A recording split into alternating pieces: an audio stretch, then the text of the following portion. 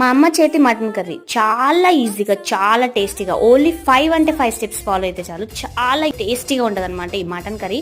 First వచ్చేసి మటన్ని మంచిగా water పోసి ఉడకబెట్టుకోండి. ఎంత ఉడికితే అంత మంచిది మటన్ కర్రీకి.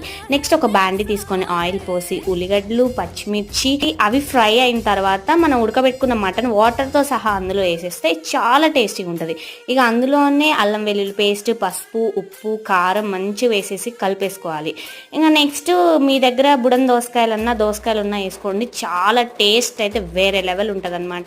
సో దాంట్లోనే ఇక పుదీనా, కొత్తిమీర ఉంటే కొత్తిమీర వేసుకొని మంచిగా మిక్స్ అయిన తర్వాత మంచిగా ఉడకనివ్వండి. కొత్తిమీర, పుదీనా అందులో ఉడికితేనే టేస్ట్ ఇంకా బాగుంటుంది. ఇంకా మీకు పులుసు కావాలనుకుంటే ఇంకొంచెం వాటర్ యాడ్ చేసుకొని మంచిగా మీ దగ్గర చింత చిగురు ఉంటే మాత్రం ఖచ్చితంగా యాడ్ చేయడం మర్చిపోకండి. మీకు జలుబు దగ్గు ఉంటే మాత్రం ఈ సూప్ ఒక్కసారి తాగేయండి, అది మీ దరిదాపుల్లో కూడా రాదనమాట. పైన ధనియా పౌడర్, దాల్చిన చెక్క పొడి వేసుకుంటే చాలు, అంతే మన మటన్ కర్రీ రెడీ.